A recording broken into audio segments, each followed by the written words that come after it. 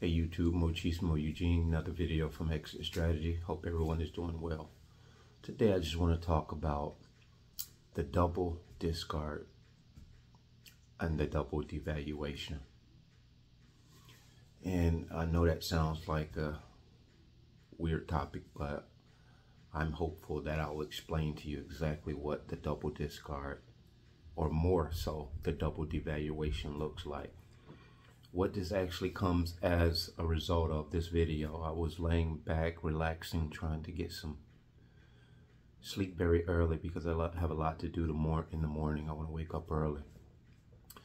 But a friend of mine was doing a video, and I always kind of look and listen to a video of his here and there. And it inspired me to make this video on the helm of what he just said about the discard and how it looks. So this is an extended version of a discard, and it's called the double discard. What this looks like is, as it's already been pointed out to you, a discard is the narcissist is secretly planning to get out of the situationship with you. And they're doing this by agitating you and annoying you. And a component of the discard will be a devaluation. It would be a devaluation of an extreme degree. It'll basically come out of nowhere, come out of thin air. The things that they will either accuse you of doing, or the things that you're not doing as you've done in times past.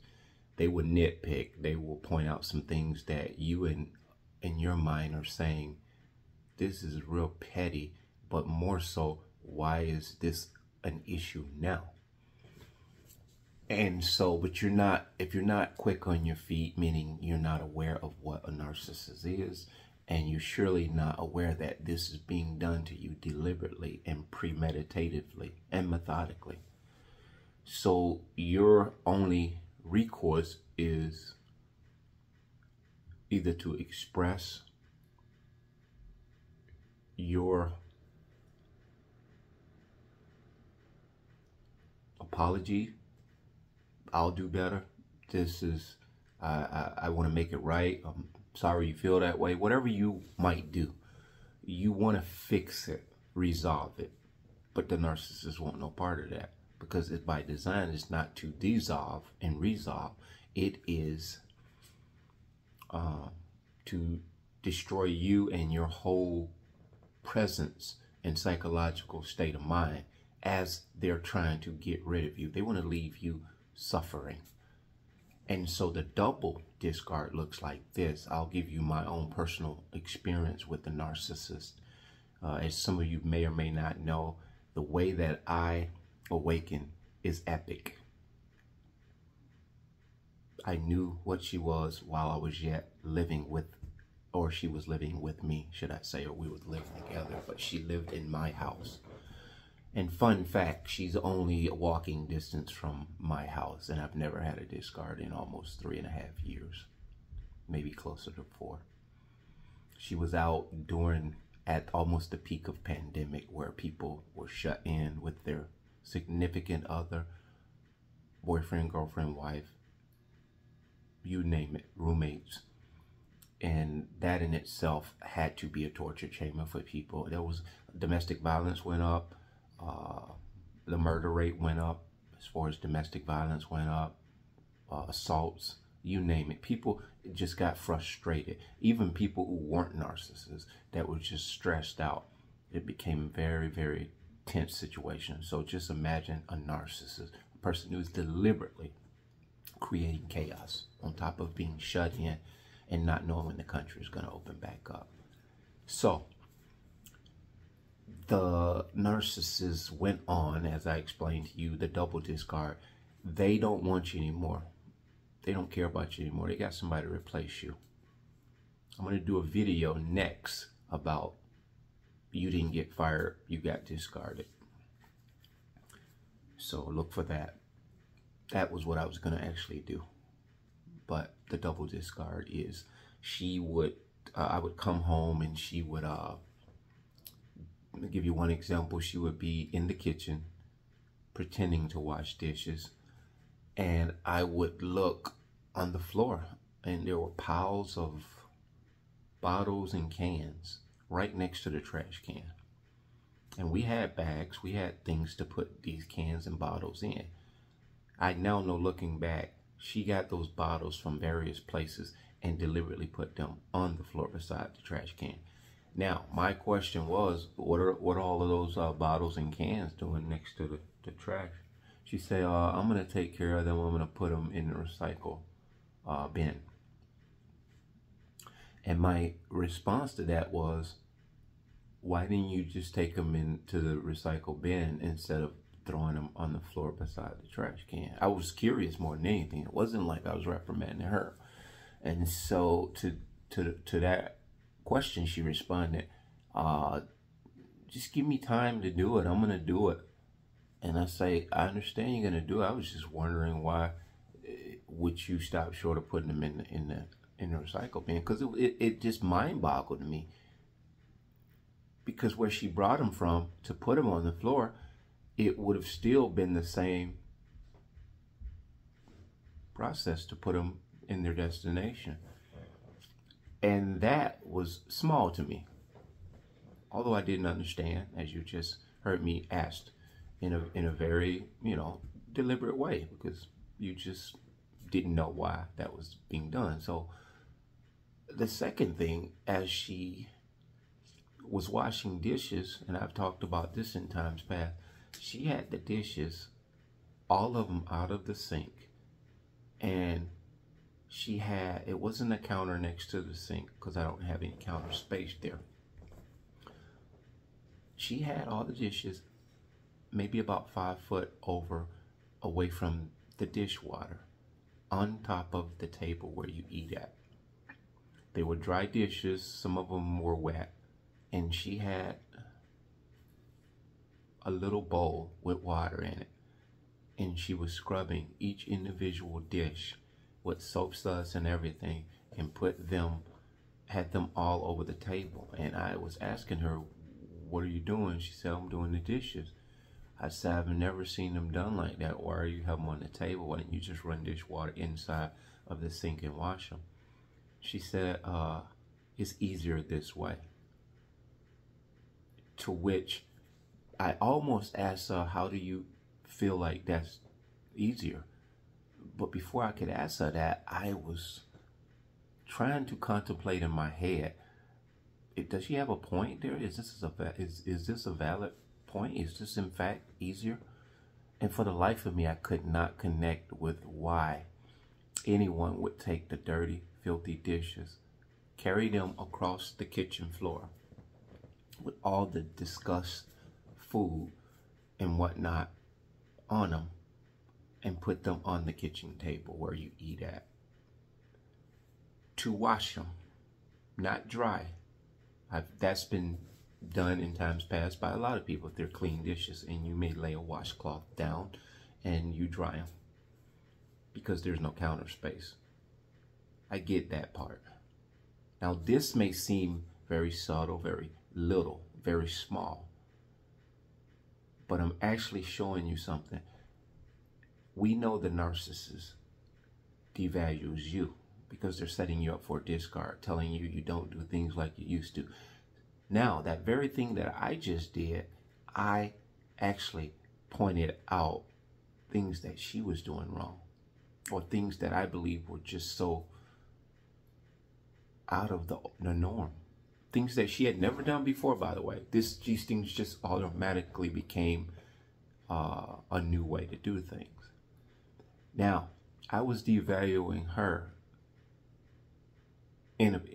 seemingly, but what she was actually doing was creating situations where I would point out to her the things that she was doing wrong.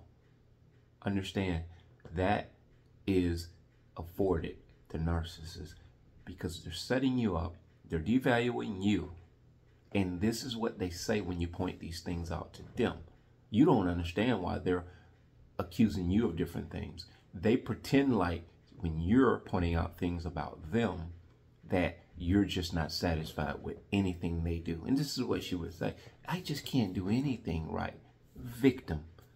So not only are they demeaning you and diminishing your value, they're actually, that's my cat running from her own shadow, like the narcissist.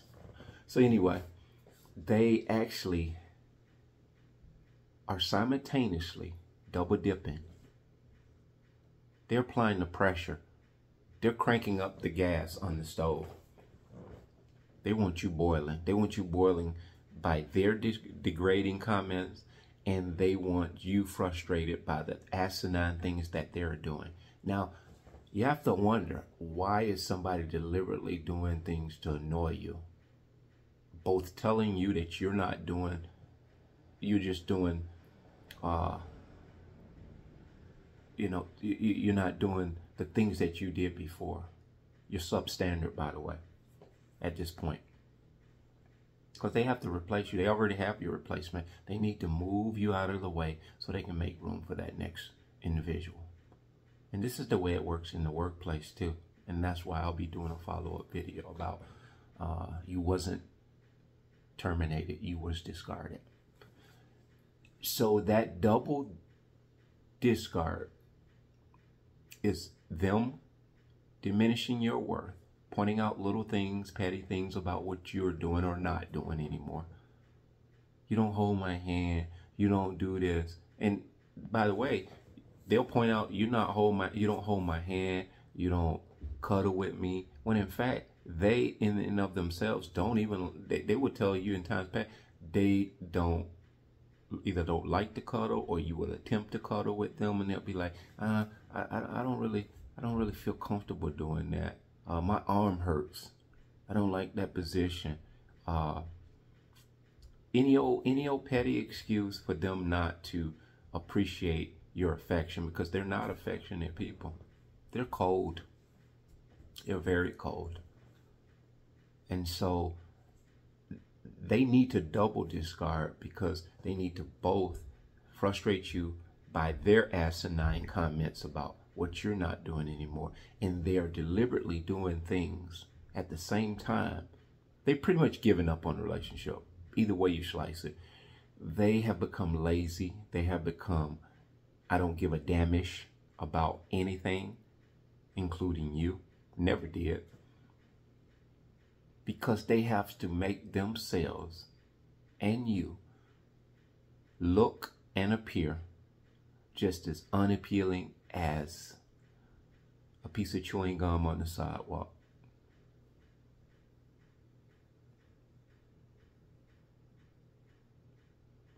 So the double discard, the double devaluing, comes from the narcissist degrading you, and both having you point out things that they're doing.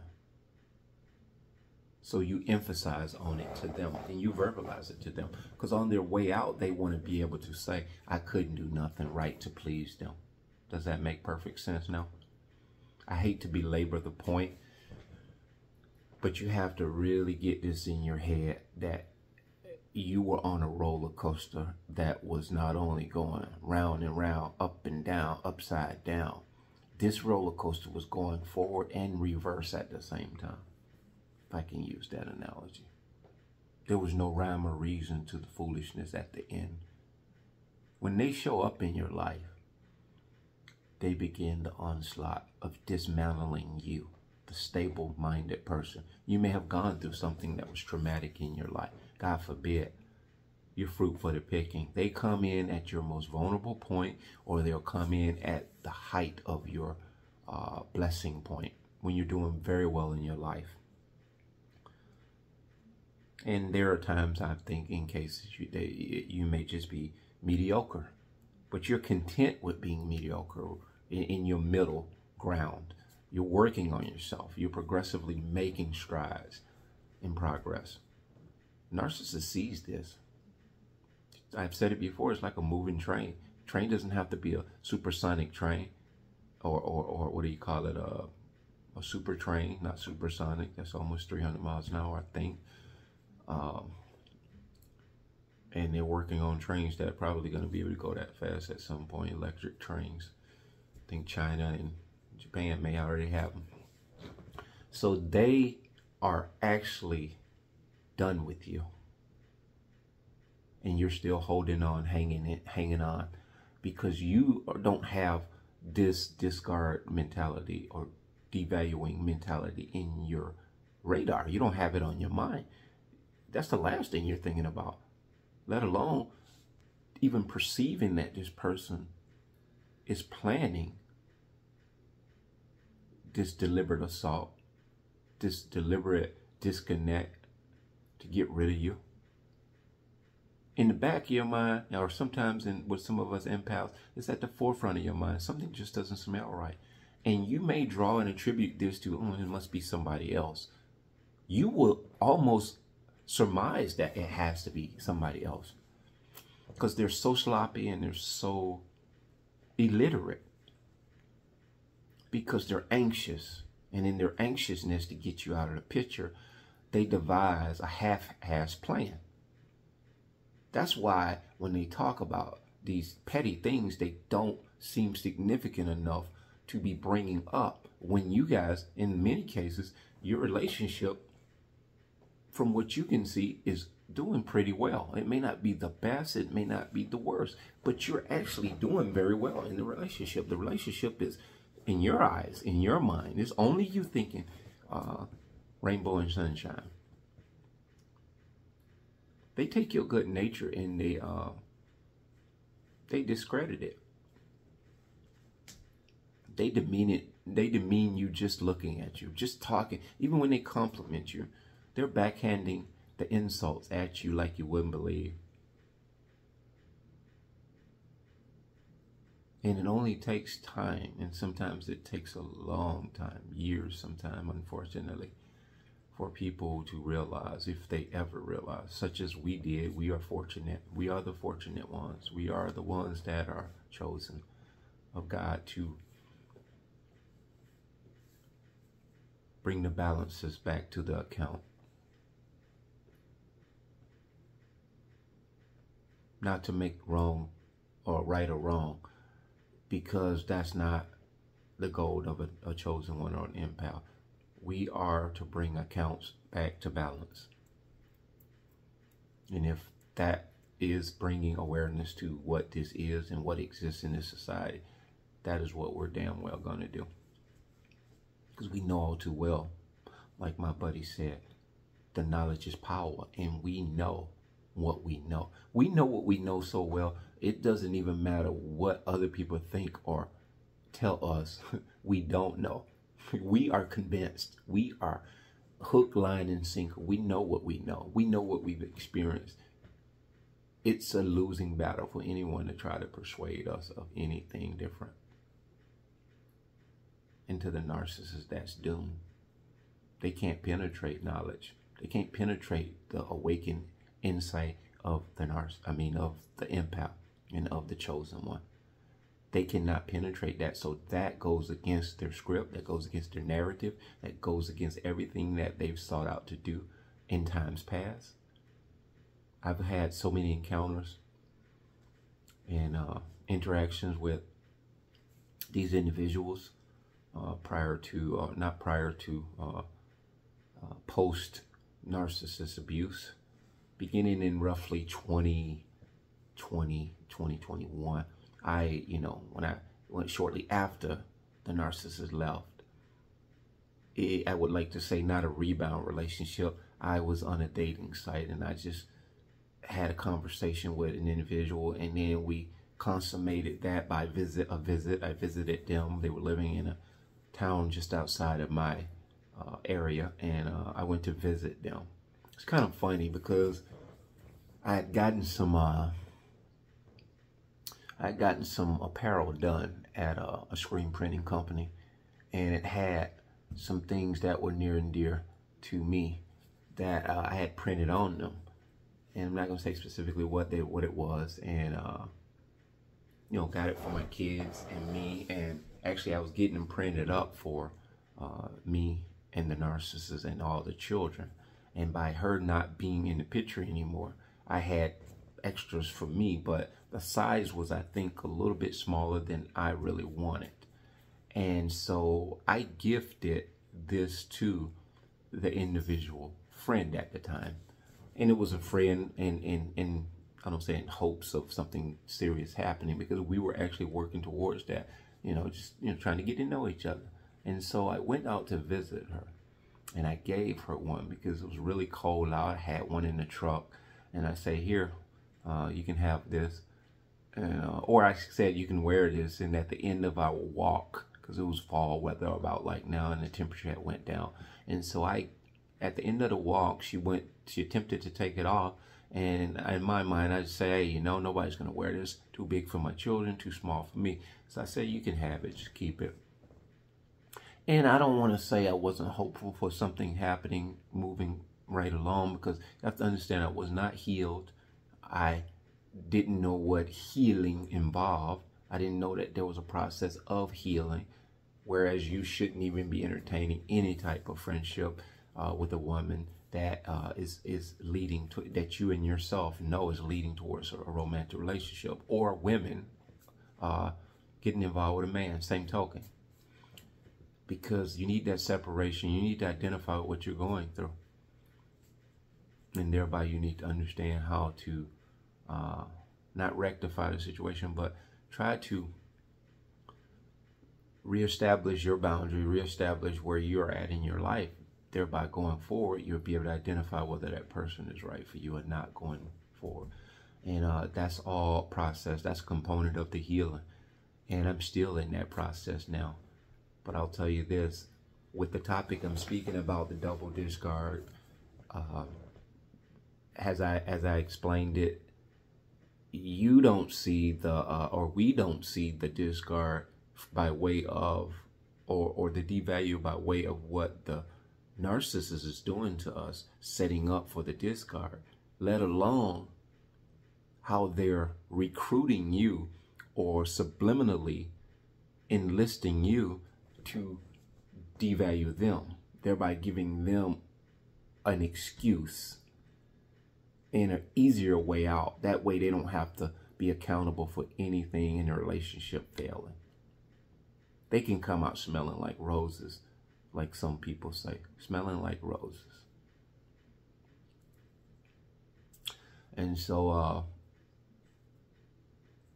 the dating thing with the with the situation, the individual, shortly after I left,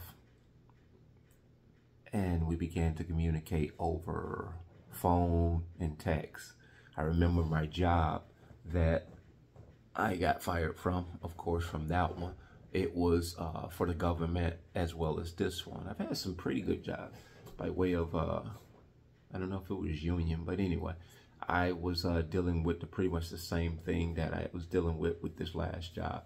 We were dealing with metals, and we also, I was working in the warehouse, shipping and receiving at night, second shift, I think from 2:30 to 12 at night. And essentially I had the whole warehouse in that particular section, with the exception of 2 or 3 guys working down at the whole other end. This is like 4 football fields long. And I worked in the capacity of a building which was about 2 football fields long. And all I would do is just drive the forklift back and forth, put stuff on the scale, weigh it, and then take it and put it in its designated spot. Very repetitive. And I would have my Bluetooth earpiece in, and I would basically just talk to this individual all night, as I'm doing my work. And it was times where I was, lightly told, no, don't be on the phone, to which there was somebody in my workplace that was envious of the fact that I was doing my job and, had my Bluetooth in, hands-free and everything. But all of this stuff becomes an issue when a person is doing what they're supposed to do. A narcissist can't stand normalcy. They can't stand healthy. They can't stand progress, because they're not in the mood to be doing anything that deals with your progress. they come to dismantle your progress, both physically, intellectually, relationship-wise, mentally. Friends, they want to get all of the friends that you have out of the way so they can have you all to themselves just to destroy you. They want all the attention, and then it comes a time on just a whim they don't want the attention. So that and this equals up to discard, double discard. And so this issue with the relationship with that girl, I don't know how it ended. I'd have to really think hard about it, but I assumed, or not assumed, I was pretty certain that she was a narcissist. I began to just know, and I know now more than ever. I know it just more and more you get the DNA of what these people are. God will afford you an awareness that you will see that they're narcissists, and you won't have to go through the repeats. You won't even have to go through this treacherous, debilitating discard that I've heard and observed from some of you people on here that have told me the stories, and I wholeheartedly empathize. I can't imagine if I went through what I went through and she had me tight just in the few months she was living here, and not even mention the time before we even got married, months leading up to the marriage. Just a petty frustration, but as I said before, I'm always busy, so I didn't have time to internalize this as bothersome. I think by the way that I move and the way that I live, to where I don't hold these grudges, I don't hold anger and all of these emotions over anyone's head. I don't harbor ill feelings for long. I wasn't a good candidate. I was grade A supply for sure, because of all the energy that I brought to the relationship.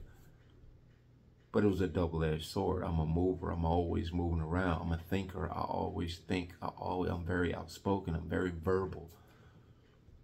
There was not a weak spot in my persona weak enough for her to be able to destroy me. And I only know that by looking at the end result. Because I'm human, just like everyone in this in this forum that has witnessed or experienced a narcissist.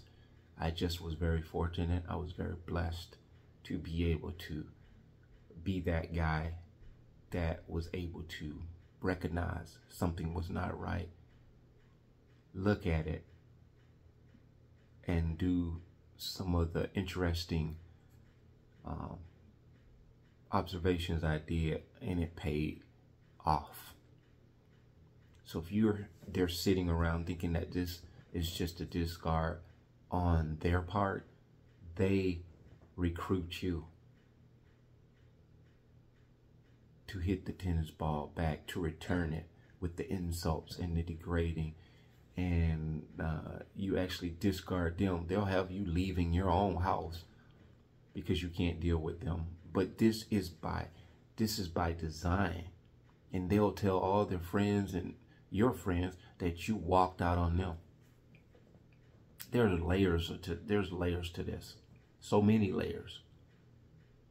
And I'm only making this video on the him of what my buddy did just today, because I want to compound this point. The discard had nothing to do with you. It was imminent. I always say they have, and someone else has said this similar, and I think I got it from them. They have their bags packed at the door or in the closet when they come in a relationship.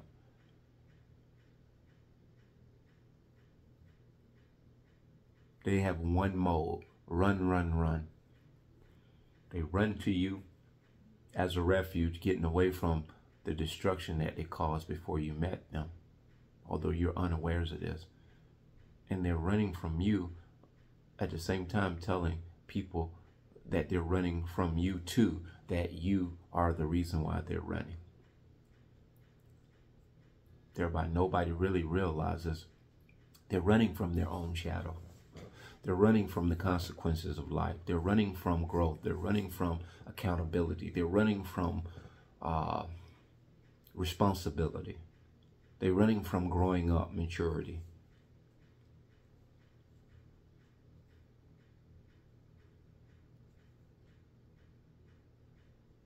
Good night.